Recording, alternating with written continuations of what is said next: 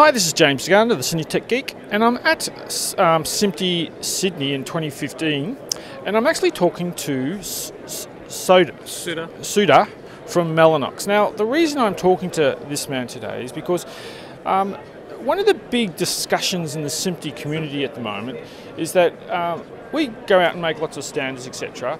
But there's also other communities, there's the IT community, that big industries which are even bigger than us in the production industry. And they have networking products, etc. And SMPTE has been looking quite strong and hard at how we can leverage these other developments and these other tools and build or potentially move some of the things we do on SDI or other workflows on top of this very well-known and very robust infrastructure. So one of the things I did today coming to the show was have a look at, well, why isn't that technology evolving faster, and what products are here today that actually will enable us to move forward into that new nirvana of network everywhere. So one of the big things that was discussed is that 10 GBE interface boards are pretty fast, but if we're going to 4K, and everyone's talking about 4K and high dynamic range, they're not that fast. So what caught my eye at Mellanox here is that they had this card sitting on their stand, and I said, oh, what's this? It's got, the ports are a little bit bigger. And tell me, what's the capabilities of this card? Okay, so Mellanox basically builds end-to-end networking products, right from the silicon to the network cards, to switches, to the cables. And this particular card is a 40G NIC. And so it's a dual port 40G NIC. Yep.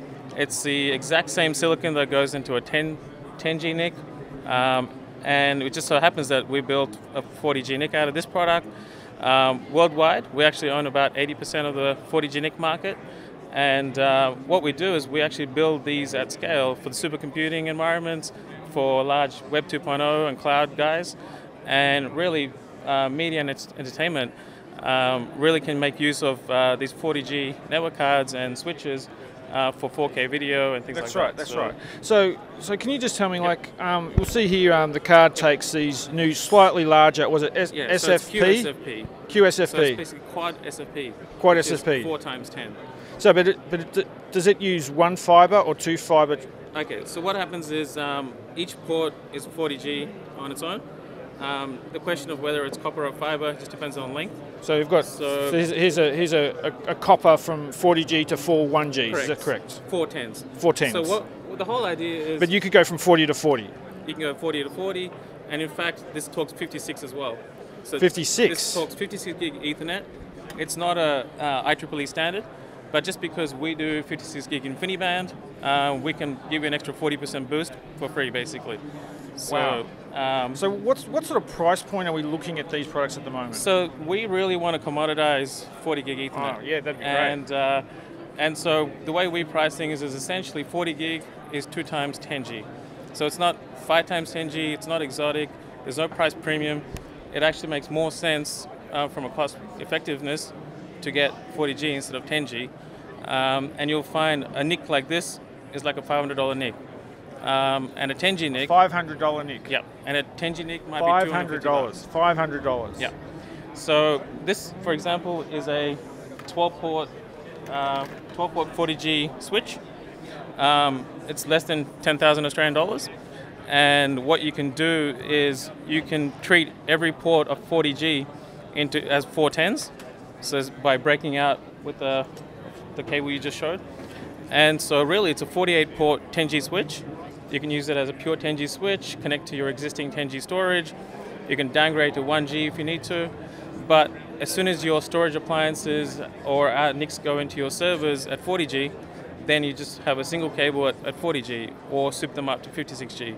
Yeah, so we're talking about either a copper for short or fiber for, like, I think one of the big things here is that in the production community, if I was putting like a editing server and sharing between a number of stations, and I'm moving big high dynamic range 4K files around, and we actually want to play it in real time and those sort of things.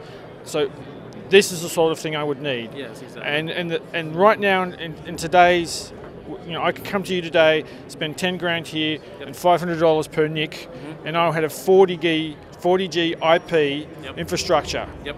And the nice thing is, our silicon has that much capacity that it never drops a packet, which is really important for media and streaming, zero jitter.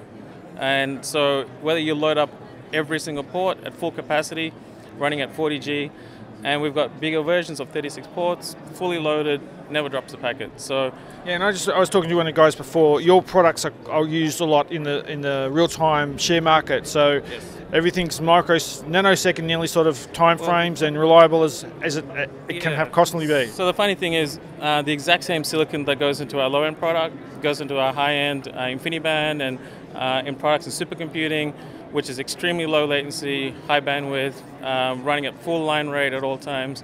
And yeah, you can also build redundancy by having two of these side by side and creating a lag pair. And that way, the servers with dual ports, one cable goes to one switch, the other goes to the other switch. And as far as the server is concerned, it's just one big virtual switch. So we're talking about like critical infrastructure for high up time for like if you're doing controlling airspace or medical, and you need to make sure that stuff doesn't go down. You can facilitate that sort of stuff as well. And obviously storage sort of projects, anything that needs high availability. Obviously all the products are being used in production environments, stock exchanges, various places, New York Stock Exchange, etc.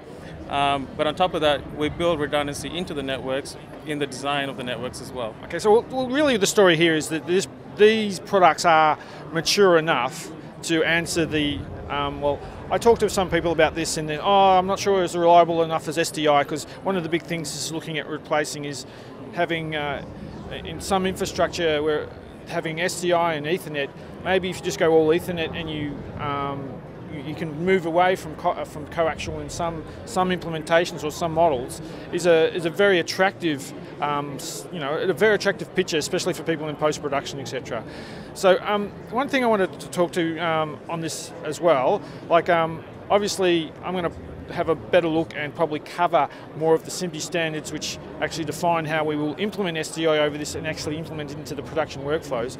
But one of the more immediate questions I would have for you is, what about Macintosh and plugging into a Mac?